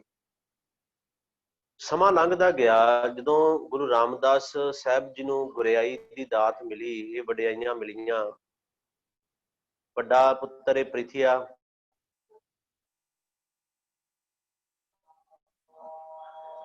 ਵੱਡਾ ਤਿੰਨ ਪੁੱਤਰ ਨੇ ਗੁਰੂ ਰਾਮਦਾਸ ਸਾਹਿਬ ਜੀ ਦੇ, ਇੱਕ ਪ੍ਰਿਥੀ ਚੰਦ ਏ, ਇੱਕ ਮਹਾਦੇਵ ਏ, ਤੇ ਤੀਸਰੇ ਗੁਰੂ ਅਰਜਨ ਦੇਵ ਸਾਹਿਬ ਸੱਚੇ ਪਾਤਸ਼ਾਹ ਨੇ। ਹੁਣ ਵੱਡਾ ਜਿਹੜਾ ਸੀ ਉਹ ਪ੍ਰਿਥੀਆ ਸੀ, ਇਸ ਕਰਕੇ ਚੱਲਦੀ ਵੀ ਉਹਦੀ ਜ਼ਿਆਦੀ ਸੀ, ਕੰਮ ਕਾਰ ਹਰ ਪਾਸੇ। ਪਰ ਗੁਰੂ ਅਰਜਨ ਸਾਹਿਬ ਸੱਚੇ ਪਾਤਸ਼ਾਹ ਨਿਮਰਤਾ ਬੜੀ ਸੀ ਇਹਨਾਂ ਦੇ ਅੰਦਰ। ਜਿਹੜੇ ਕਹਿੰਦੇ ਨਾ ਕਿ ਦੁਨੀਆਦਾਰੀ ਆਉਣੀ ਚਾਹੀਦੀ ਹੈ, ਸਭ ਕੁਝ ਦੁਨੀਆਦਾਰੀ ਦੇ ਵਿੱਚ ਮਿਲਦਾ ਹੈ, ਮੈਂ ਕਹਿੰਦਾ ਦੁਨੀਆਦਾਰੀ ਫਿਰ ਪ੍ਰਿਥੀਏ ਵਰਗੇ ਤੋਂ ਵੱਧ ਕਿਸੇ ਕੋਲ ਵੀ ਨਹੀਂ ਸੀ। ਪਰ ਬੰਦਗੀ ਜਿਹੜੀ ਹੈ ਉਹ ਗੁਰੂ ਅਰਜਨ ਦੇਵ ਜੀ ਦੀ ਝੋਲੀ ਦੇ ਵਿੱਚ ਸੀ, ਉਹਨਾਂ ਦੇ ਕੋਲ ਸੀ। ਸਮਾਂ ਲੰਘਿਆ ਤੇ ਉਹ ਵੀ ਟਾਈਮ ਆਇਆ। ਖੈਰ ਸੇਵਾ ਗੁਰੂ ਅਰਜਨ ਦੇਵ ਜੀ ਨੇ ਪਹਿਲਾਂ ਵੀ ਬੜੀ ਕੀਤੀ ਗੁਰੂ ਘਰ ਦੇ ਅੰਦਰ, ਤੇ ਗੁਰਿਆਈ ਮਿਲਣ ਤੋਂ ਬਾਅਦ ਵੀ ਬੜੀ ਸੇਵਾ ਉਹਨਾਂ ਨੇ ਕੀਤੀ ਹੈ, ਹੱਥੀ ਸੇਵਾ ਜਿਹਨੂੰ ਅਸੀਂ ਕਹਿੰਦੇ ਹਾਂ। ਉਹ ਸਮਾਂ ਵੀ ਆਇਆ ਜਦੋਂ ਲਾਹੌਰ ਚਾਚੇ ਦੇ ਪੁੱਤਰ ਭਰਾ ਦੇ ਵਿਆਹ ਤੇ ਜਾਣਾ ਸੀ। ਗੁਰੂ ਸਾਹਿਬ ਨੇ ਪ੍ਰਿਥੀਏ ਨੂੰ ਆਖਿਆ ਜਾਣ ਦੇ ਵਾਸਤੇ, ਕਿਉਂਕਿ ਗੁਰਿਆਈ, ਇਸ ਕਰਕੇ ਮੈਂ ਸਿਰਫ ਗੁਰਿਆਈ ਵਾਲਾ ਚੈਪਟਰ ਜਿਹੜਾ ਉਹ ਆਪ ਜੀ ਦੇ ਸਾਹਮਣੇ ਰੱਖਾਂਗਾ। ਗੁਰੂ ਰਾਮਦਾਸ ਸਾਹਿਬ ਸੱਚੇ ਪਾਤਸ਼ਾਹ ਨੇ ਪ੍ਰਿਥੀਏ ਨੂੰ ਆਖਿਆ ਕਿ ਪ੍ਰਿਥੀਏ ਤੇਰੇ ਭਰਾ ਦਾ ਵਿਆਹ ਹੈ ਤੇ ਤੂੰ ਲਾਹੌਰ ਜਾ। ਕਹਿੰਦਾ ਪਾਤਸ਼ਾਹ ਜੇ ਮੈਂ ਲਾਹੌਰ ਚਲਾ ਗਿਆ ਤੇ ਇੱਥੇ ਕੰਮ ਕਿਵੇਂ ਚੱਲੇਗਾ? ਦੇਣ ਲੈਣ, ਸਮਾਨ ਆਉਣਾ, ਮੈਨੂੰ ਪਤਾ ਹੈ ਕਿੱਥੋਂ ਆਉਂਦਾ, ਕਿੱਥੇ ਜਾਂਦਾ ਹੈ, ਕਿੱਥੇ ਪੈਸੇ ਕਿੰਨੇ ਦੇਣੇ ਆ, ਕਿੱਥੋਂ ਕਿੰਨੇ ਲੈਣੇ ਆ। ਜੇ ਮੈਂ ਚਲਾ ਗਿਆ ਤੇ ਫਿਰ ਕੰਮ ਕਿਵੇਂ ਚੱਲੇਗਾ? ਖੈਰ ਇਹ ਨਹੀਂ ਸਮਝਿਆ ਕਿ ਗੁਰੂ ਨਾਨਕ ਦਾ ਘਰ ਏ, ਇੱਥੇ ਇਹ ਨਹੀਂ ਕਿ ਮੈਂ ਸ਼ਬਦ ਤੇ ਹੈ ਹੀ ਨਹੀਂ ਕਿ ਜੇ ਮੈਂ ਨਾ ਹੋਇਆ ਤੇ ਕੰਮ ਕਿਵੇਂ ਚੱਲੇਗਾ। ਖੈਰ ਗੁਰੂ ਨਾਨਕ ਸਾਹਿਬ ਨੇ, ਵਾਹਿਗੁਰੂ, ਗੁਰੂ ਰਾਮਦਾਸ ਪਾਤਸ਼ਾਹ ਜੀ ਨੇ ਮਹਾਦੇਵ ਨੂੰ ਆਖਿਆ, ਕਹਿੰਦਾ ਜੀ ਮੈਂ ਤੇ ਫਕੀਰ ਬੰਦਾ, ਮੈਂ ਰਿਸ਼ਤੇਦਾਰੀਆਂ ਤੋਂ ਕੀ ਲੈਣਾ, ਮੈਂ ਨਹੀਂ ਜਾਣਾ। ਗੁਰੂ ਸਾਹਿਬ ਨੇ ਗੁਰੂ ਅਰਜਨ ਦੇਵ ਜੀ ਨੂੰ ਸੱਦ ਲਿਆ, ਤੇ ਗੁਰੂ ਅਰਜਨ ਦੇਵ ਸੱਚੇ ਪਾਤਸ਼ਾਹ ਜਦੋਂ ਗਏ ਤੇ ਆਖਿਆ ਵੀ ਤੂੰ ਜਾਣਾ ਹੈ ਵਿਆਹ ਤੇ, ਸਤ ਬਚਨ ਜੀ, ਦੂਜੀ ਕੋਈ ਗੱਲ ਹੀ ਨਹੀਂ ਕੀਤੀ। ਇਹ ਗੁਰੂ ਦਾ ਹੁਕਮ ਮੰਨਣਾ ਹੈ। ਅਸਲ ਵਿੱਚ ਹੁਕਮ ਮੰਨਿਆ ਪਾਈ ਹੈ, ਹੁਕਮ ਮੰਨਿਆ ਹੀ ਪ੍ਰਾਪਤੀ ਹੈ। ਚਲੇ ਗਏ। ਖੈਰ ਇਹ ਬਚਨ ਵੀ ਇਤਿਹਾਸ ਕਹਿੰਦਾ ਹੈ, ਕਹਿ ਦਿੱਤਾ ਕਿ ਜਿੰਨੀ ਦੇਰ ਤੁਹਾਨੂੰ ਬੁਲਾਵਾਂਗੇ ਨਹੀਂ ਉਨੀ ਦੇਰ ਵਾਪਸ ਨਹੀਂ ਤੁਸੀਂ ਆਉਣਾ। ਸਤ ਬਚਨ ਕਹਿ ਕੇ ਤੇ ਚਲੋ ਚਲੇ ਗਏ ਲਾਹੌਰ ਨੂੰ। ਬੜਾ ਕੁਛ ਉਦੋਂ ਹੋਇਆ ਲਾਹੌਰ ਦੀ ਧਰਤੀ ਤੇ। ਗੁਰੂ ਸਾਹਿਬ ਨੇ ਪ੍ਰਚਾਰ ਬੜਾ ਕੀਤਾ, ਉੱਥੇ ਖੂਹ ਲਵਾਏ ਲਾਹੌਰ ਦੇ ਅੰਦਰ। ਗੁਰੂ ਅਰਜਨ ਦੇਵ ਸਾਹਿਬ ਸੱਚੇ ਪਾਤਸ਼ਾਹ ਨੇ ਰੋਗੀਆਂ ਦੀ ਸੇਵਾ ਕੀਤੀ, ਦਵਾਖਾਨੇ ਬੜੇ ਖੋਲੇ ਉਸ ਸਮੇਂ ਦੇ ਅੰਦਰ। ਉਸੇ ਸਮੇਂ ਵਿੱਚ ਹੀ ਲਾਹੌਰ ਵਿੱਚ ਕਾਲ ਪਿਆ ਸੀ, ਬੜੀਆਂ ਮੌਤਾਂ ਹੋਈਆਂ ਤੇ ਲਾਸ਼ਾਂ ਘਰ ਦੇ ਆਪਣੇ ਪਰਿਵਾਰ ਨੂੰ ਛੱਡ ਕੇ, ਆਪਣੇ ਮੈਂਬਰਾਂ ਨੂੰ ਛੱਡ ਕੇ ਘਰੋਂ ਦੌੜ ਰਹੇ ਸਨ। ਪਰ ਗੁਰੂ ਅਰਜਨ ਸਾਹਿਬ ਸਿੱਖਾਂ ਨੂੰ ਨਾਲ ਲੈ ਕੇ ਸਾਂਭਦੇ ਸਨ। ਲਾਸ਼ਾਂ ਮੋਢਿਆਂ ਤੇ ਚੱਕ ਕੇ ਲਿਜਾ ਰਹੇ ਨੇ ਬਾਹਰ। ਇੰਨੀ ਮਹਾਂਮਾਰੀ ਫੈਲ ਗਈ, ਜੇ ਮੁਸਲਮਾਨ ਇਹ ਦਫਨਾਉਂਦੇ ਰਹੇ।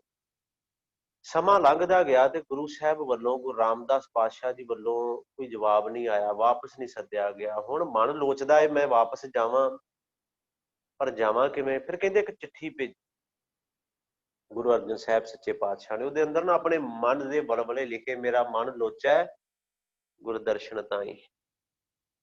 ਵੇਖੋ ਇੱਕ ਤਰੀਕਾ ਹੈ ਆਪਣੀ ਗੱਲ ਕਹਿਣ ਦਾ, ਕਿ ਮੇਰਾ ਮਨ ਜਿਹੜਾ ਹੈ ਨਾ ਸੱਚੇ ਪਾਤਸ਼ਾਹ ਤੁਹਾਡੇ ਦਰਸ਼ਨਾਂ ਨੂੰ ਲੋਚਦਾ ਪਿਆ। ਮੇਰਾ ਮਨ, ਮੈਂ ਚਾਹੁੰਦਾ ਮੈਂ ਤੁਹਾਡੇ ਦਰਸ਼ਨ ਕਰਾਂ। ਮੇਰਾ ਮਨ ਲੋਚੈ ਗੁਰਦਰਸ਼ਨ ਤਾਈਂ, ਬਿਲਪ ਕਰੈ ਚਾਤ੍ਰਿਕ ਕੀ ਨਿਆਈ। ਮੇਰਾ ਮਨ ਚਾਤ੍ਰਿਕ ਦੀ ਤਰ੍ਹਾਂ ਵਿਰਲਾਪ ਕਰਦਾ ਹੈ। ਚਾਤ੍ਰਿਕ ਨੂੰ ਸਮੁੰਦਰ ਦੇ ਵਿੱਚ ਬਹਾ ਦਿਓਗੇ, ਉਹਨੂੰ ਕੋਈ ਪਰਵਾਹ ਨਹੀਂ, ਉਹਨੂੰ ਸਵਾਤੀ ਬੂੰਦ ਜਿੰਨੀ ਦੇਰ ਨਹੀਂ ਮਿਲਦੀ, ਉਹਨੂੰ ਸਮੁੰਦਰ ਦੇ ਪਾਣੀ ਨਾਲ ਨਹੀਂ ਕੋਈ ਮਤਲਬ ਹੈ। ਇੱਥੇ ਗੁਰੂ ਅਰਜਨ ਪਾਤਸ਼ਾਹ ਕਹਿੰਦੇ ਮੈਨੂੰ ਤੁਹਾਡੇ ਦੀਦਾਰਾਂ ਨਾਲ ਮਤਲਬ ਹੈ, ਕਿਸੇ ਹੋਰ ਗੱਲ ਨਾਲ ਨਹੀਂ। ਮੇਰਾ ਮਨ ਚਾਤ੍ਰਿਕ ਦੀ ਤਰ੍ਹਾਂ ਵਿਰਲਾਪ ਕਰਦਾ ਹੈ। ਤ੍ਰਿਖਾ ਨਾ ਉਤਰੈ ਸ਼ਾਂਤ ਨਾ ਆਵੈ ਬਿਨ ਦਰਸ਼ਨ ਸੰਤ ਪਿਆਰੇ ਜੀਓ। ਹਾਂ ਘੋਲੀ ਜੀਓ ਘੋਲ ਘੁਮਾਈ ਗੁਰ ਦਰਸ਼ਨ ਸੰਤ ਪਿਆਰੇ ਜੀ। ਇੱਕ ਚਿੱਠੀ ਭੇਜੀ, ਕਹਿੰਦੇ ਪ੍ਰਿਥੀਏ ਕੋਲ ਪਹੁੰਚ ਗਈ, ਉਹਨੇ ਗੁਰੂ ਸਾਹਿਬ ਨੂੰ ਦਿੱਤੀ ਨਹੀਂ। ਕੁਝ ਸਮੇਂ ਬਾਅਦ ਫਿਰ दूजी चिट्ठी भेजी, तेरा मुख सुहावा जियो सहज धुन बाणी, चिर होवा देखे सारंग पानी। बड़ा चिर हो गया सच्चे पातशाह। सारंग पानी ਦਾ ਅਰਥ ਹੈ ਸਾਰੰਗ ਧਨੁਖ ਨੂੰ ਕਹਿੰਦੇ ਆ ਤੇ ਪਾਣ ਕਹਿੰਦੇ ਨੇ ਹੱਥ ਨੂੰ, ਧਨੁਖ ਧਨੁਸ਼ ਧਾਰੀ। ਇਹ ਲਖਾਇਕ ਹੈ, ਇੱਕ ਗੁਰੂ ਦੇ ਵਾਸਤੇ ਸ਼ਬਦ ਹੈ, ਵਡਿਆਈ ਵਾਸਤੇ। ਬੜਾ ਚਿਰ ਹੋ ਗਿਆ ਤੁਹਾਡੇ ਦੀਦਾਰ, ਤੁਹਾਡੇ ਦਰਸ਼ਨ ਕੀਤਿਆਂ। ਚਿਰ ਹੋਵਾ ਦੇਖੇ ਸਾਰੰਗ ਪਾਣੀ, ਧਨ ਸੋ ਦੇਸ ਜਹਾਂ ਤੂੰ ਵਸਿਆ, ਮੇਰੇ ਸੱਜਣ ਮੀਤ ਮੁਰਾਰੇ ਜੀਓ। ਹਾਂ ਘੋਲੀ ਹਾਂ ਘੋਲ ਘੁਮਾਈ, ਗੁਰ ਸੱਜਣ ਮੀਤ ਮੁਰਾਰੇ ਜੀਓ। ਇਹ ਚਿੱਠੀ ਵੀ ਪ੍ਰਿਥੀ ਕੋਲ ਚਲੀ ਗਈ। ਤੀਜੀ ਚਿੱਠੀ ਕੁਝ ਦੇਰ ਬਾਅਦ ਭੇਜੀ, ਇੱਕ ਘੜੀ ਨਾ ਮਿਲਤੇ ਤੱਕ ਕਲ ਯੁਗ ਹੋਤਾ। ਇਹ ਜਿਹੜੀ ਪੰਕਤੀ ਹੈ ਨਾ, ਇਹ ਸਾਨੂੰ ਸੋਚਣ ਤੇ ਮਜਬੂਰ ਕਰਦੀ ਹੈ। ਇੱਕ ਪੁੱਤਰ ਤੇ ਬਾਪ ਦਾ ਰਿਸ਼ਤਾ ਨਹੀਂ ਹੈ ਇੱਥੇ, ਇੱਕ ਸਿੱਖ ਤੇ ਗੁਰੂ ਦੇ ਰਿਸ਼ਤੇ ਦੇ ਬਦਲੇ ਚਿੱਠੀਆਂ ਜਾ ਰਹੀਆਂ ਨੇ। ਬਾਪ ਤੇ ਬੇਟੇ ਦਾ ਰਿਸ਼ਤਾ ਨਹੀਂ ਹੈ, ਇੱਕ ਸਿੱਖ ਤੇ ਗੁਰੂ ਦਾ। ਸਿੱਖ ਕਹਿ ਰਿਹਾ ਹੈ ਕਿ ਹੁਣ ਮੇਰੇ ਕੋਲ ਮੇਰੇ ਵੱਸ ਦੀ ਗੱਲ ਨਹੀਂ ਹੈ। ਹੁਣ ਜੇ ਤੁਸੀਂ ਮੈਨੂੰ ਨਹੀਂ ਮਿਲਦੇ, ਜੇ ਦੀਦਾਰ ਨਹੀਂ ਦਿੰਦੇ, ਤੇ ਸੱਚੇ ਪਾਤਸ਼ਾਹ ਹੁਣ ਮੇਰੇ ਲਈ ਇਹ ਹੀ ਕਲਯੁਗ ਹੈ। ਹਵਾ ਸਿੱਧੀ ਮੈਨੂੰ ਵੱਜ ਰਹੀ ਕਿ ਇੱਕ ਘੜੀ ਨਾ ਮਿਲਤੇ ਤਾਂ ਕਲਯੁਗ ਹੋਤਾ, ਹੁਣ ਕਦ ਮਿਲੀ ਹੈ ਪ੍ਰਯਤੁਦ ਭਗਵੰਤਾ। ਇਹ ਤੀਜੀ ਚਿੱਠੀ ਸੀ। ਮੋਹੇ ਰਹਿਣ ਨਾ ਮਿਹਾਵੈ, ਮੇਰੀ ਰਾਤ ਜਿਹੜੀ ਲੰਘਦੀ ਨਹੀਂ, ਮੈਨੂੰ ਤੁਸੀਂ ਦਿਸਦੇ ਹੋ ਹਰ ਪਾਸੇ। ਨੀਂਦ ਨਾ ਆਵੈ ਬਿਨ ਦੇਖੇ ਗੁਰ ਦਰਬਾਰੇ ਜੀਓ, ਹਾਂ ਘੋਲੀ ਜੀਓ ਘੋਲ ਘੁਮਾਈ, ਤਿਸ ਸੱਚਾ ਗੁਰ ਦਰਬਾਰੇ। ਤੀਜੀ ਚਿੱਠੀ ਸੀ। ਚਲੋ ਹੌਲੀ ਹੌਲੀ ਪਤਾ ਲੱਗਾ। ਖੈਰ ਇੱਕ ਸਿੱਖ ਦੇ ਹੱਥ ਸੁਨੇਹਾ ਵੀ ਭੇਜਿਆ। ਗੁਰੂ ਸਾਹਿਬ ਨੂੰ ਜਦੋਂ ਪਤਾ ਲੱਗਾ ਨਾ, ਤੇ ਪ੍ਰਿਥੀਏ ਨੂੰ ਸੱਦ ਲਿਆ ਗਿਆ। ਬਾਬਾ ਬੁੱਢਾ ਸਾਹਿਬ ਵੀ ਉੱਥੇ ਸਨ। ਪ੍ਰਿਥੀਏ ਦੀ ਜੇਬ ਵਿੱਚੋਂ ਚਿੱਠੀਆਂ ਵੀ ਮਿਲ ਗਈਆਂ, ਸਾਂਭ ਕੇ ਰੱਖੀਆਂ ਸਨ ਇਹਨੇ। ਪ੍ਰਿਥੀਆ ਬੜਾ ਕੁਛ ਬੋਲਿਆ ਗੁਰੂ ਸਾਹਿਬ ਨੂੰ ਉੱਥੇ ਵੀ। ਫਿਰ ਗੁਰੂ ਸਾਹਿਬ ਨੇ, ਗੁਰੂ ਰਾਮਦਾਸ ਪਾਤਸ਼ਾਹ ਜੀ ਨੇ ਗੁਰੂ ਅਰਜਨ ਦੇਵ ਜੀ ਨੂੰ ਜਦੋਂ ਬੁਲਾਇਆ ਨਾ, ਫਿਰ ਜਦੋਂ ਦਰਸ਼ਨ ਕੀਤੇ, ਉਸ ਤੋਂ ਬਾਅਦ ਫਿਰ ਇਹ ਬਚਨ ਚੌਥਾ ਬੰਦ ਜਿਹੜਾ ਨਾ, ਕਿ ਭਾਗ ਹੋਆ ਗੁਰ ਸੰਤ ਮਿਲਾਇਆ, ਪ੍ਰਭ ਅਬਿਨਾਸੀ ਘਰ ਮੈਂ ਪਾਇਆ, ਸੇਵ ਕਰੀ ਪਲ ਚਸਾ ਨਾ ਵਿਛੁੜਾ, ਜਨ ਨਾਨਕ ਦਾਸ ਤੁਮਾਰੇ ਜੀ। ਅਸਲ ਵਿੱਚ ਗੁਰੂ ਦਾ ਮਿਲਾਪ ਹੋਇਆ। ਗੁਰੂ ਸਾਹਿਬ ਨੇ, ਗੁਰੂ ਰਾਮਦਾਸ ਪਾਤਸ਼ਾਹ ਜੀ ਨੇ ਗੁਰੂ ਅਰਜਨ ਦੇਵ ਜੀ ਨੂੰ ਚੁਣਿਆ। ਦਸਤਾਰਾਂ ਗਈਆਂ ਬੜੀਆਂ ਜਦੋਂ ਗੁਰਿਆਈ ਦੀ ਦਾਤ ਦਿੱਤੀ ਜਾਣੀ ਸੀ। ਇੱਥੇ ਮੇਰੀ ਗੱਲ ਥੋੜੀ ਜਿਹੀ ਧਿਆਨ ਨਾਲ ਸੁਣਿਓ।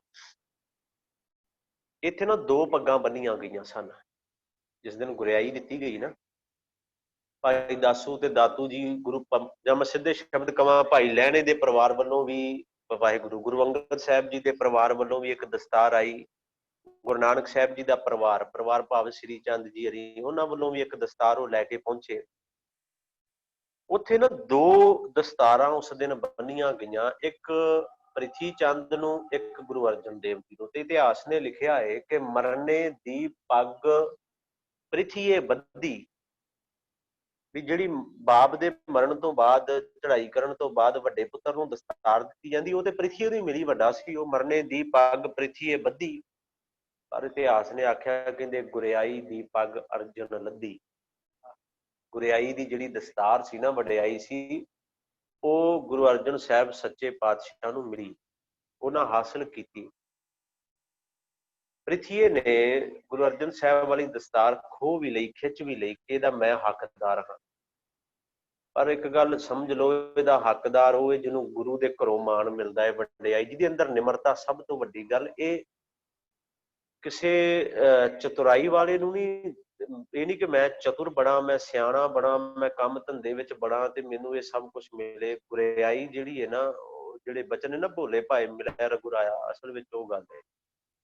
ਅੱਜ ਦੇ ਦਿਨ ਹੀ ਗੁਰੂ ਅਰਜਨ ਸਾਹਿਬ ਸੱਚੇ ਪਾਤਸ਼ਾਹ ਨੂੰ ਗੁਰਿਆਈ ਦੀ ਜਿਹੜੀ ਦਾਤ ਉਹ ਮਿਲੀ। ਤਖਤ ਬੈਠਾ ਅਰਜੁਨ ਗੁਰੂ, ਸਤਿਗੁਰ ਕਾ ਖਿਵੈ ਚੰਦੋਆ। ਸਮਾਂ ਸੀਮਤ ਸੀ, ਇਸ ਕਰਕੇ ਮੈਂ ਬੜੀ ਸ਼ਾਰਟ ਦੇ ਵਿੱਚ ਤੁਹਾਨੂੰ ਇਹ ਇਤਿਹਾਸ ਇੰਨਾ ਕੁਛ ਸਰਵਣ ਕਰਾਇਆ, ਕਿਉਂਕਿ ਲੜੀਵਾਰ ਜੋ ਹੈ ਉਹ ਸੰਥਿਆ ਆਨੰਦ ਸਾਹਿਬ ਦੀ ਬਾਣੀ ਦੀ ਚੱਲ ਰਹੀ ਹੈ। ਤੇ ਮਨ ਵਿੱਚ ਸੀ ਕਿ ਥੋੜੀ ਜਿਹੀ ਵਿਚਾਰਾ ਜਾਪ ਜੀ ਨਾਲ ਗੁਰਤਾ ਗੱਦੀ ਦੇ ਸੰਬੰਧ ਦੇ ਵਿੱਚ ਵੀ ਕੀਤੀ ਜਾਏ। ਸੋ ਇੰਨੀਆਂ ਕੁ ਬੇਨਤੀਆਂ ਆਪ ਜੀ ਨੇ ਪ੍ਰਵਾਨ ਕਰ ਲੈਣੀਆਂ। ਅੱਜ ਜੋ ਕਲਾਸ ਥੋੜੀ ਜਿਹੀ ਘੱਟ ਹੋਈ ਸੀ, ਉਹ ਲਾਈਟ ਐਕਚੁਅਲੀ ਚਲੀ ਗਈ, ਉਹਦੇ ਕਰਕੇ ਥੋੜੀ ਜਿਹੀ ਪ੍ਰੋਬਲਮ ਇਹ ਆਈ ਸੀ। ਸੋ ਉਹਦੇ ਲਈ ਮਾਫੀ ਚਾਹੁੰਦੇ ਹਾਂ। ਤੇ ਕੋਸ਼ਿਸ਼ ਕਰਿਆ ਕਰੋ ਆਪ ਵੀ ਜੁੜੋ ਤੇ ਆਪਣੇ ਆਸੇ ਪਾਸੇ ਜਿਹੜੇ ਨੇ ਨਾ ਉਹਨਾਂ ਨੂੰ ਵੀ ਜ਼ਰੂਰ ਜੋੜਿਆ ਕਰੋ ਨਾਲ। ਕਿਸੇ ਨੂੰ ਆਪਾਂ ਦਸੀਏ ਅੱਗੇ ਇਸ ਤਰ੍ਹਾਂ ਜ਼ੂਮ ਐਪ ਤੇ ਕਲਾਸ ਲੱਗ ਰਹੀ, ਉਹਨਾਂ ਨੂੰ ਜ਼ੂਮ ਐਪ ਭਰ ਕੇ ਵੀ ਤੁਸੀਂ ਆਪ ਡਾਊਨਲੋਡ ਕਰਕੇ ਦਿਓ, ਸਾਨੂੰ ਦੱਸੋ, ਅਸੀਂ ਉਹਨਾਂ ਦਾ ਨਾਮ ਜਿਹੜਾ ਉਹ ਗਰੁੱਪ ਵਿੱਚ ਐਡ ਕਰਾਂਗੇ ਲਿੰਕ ਦੇ ਵਾਸਤੇ। ਬੜਾ ਸੌਖਾ ਹੋਏਗਾ, ਇਹ ਲਾਭ ਸਾਰੇ ਲੈ ਸਕੀਏ। ਸੋ ਇੰਨੀਆਂ ਕੋ ਬੇਨਤੀਆਂ ਪ੍ਰਵਾਨ, ਤੇ ਕੋਈ ਕਿਸੇ ਦਾ ਸਵਾਲ ਇਹਦੇ ਨਾਲ ਰਿਲੇਟਡ ਹੈ, ਅੱਜ ਦੀ ਸੰਥਿਆ ਤੇ ਇਸ ਇਤਿਹਾਸ ਦੇ ਨਾਲ ਹੀ ਰਿਲੇਟਡ ਹੈ, ਤੇ ਆਪ ਜੀ ਆਪਣਾ ਮਾਈਕ ਔਨ ਕਰਕੇ ਪੁੱਛ ਸਕਦੇ ਹੋ ਜੀ। ਹਾਂਜੀ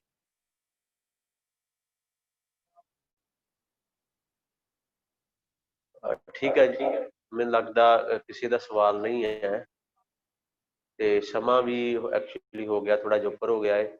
ਸੋ ਇੰਨੀਆਂ ਕੋ ਬੇਨਤੀਆਂ ਪ੍ਰਵਾਨ। ਵਾਹਿਗੁਰੂ ਜੀ ਕਾ ਖਾਲਸਾ, ਵਾਹਿਗੁਰੂ ਜੀ ਕੀ ਫਤਿਹ।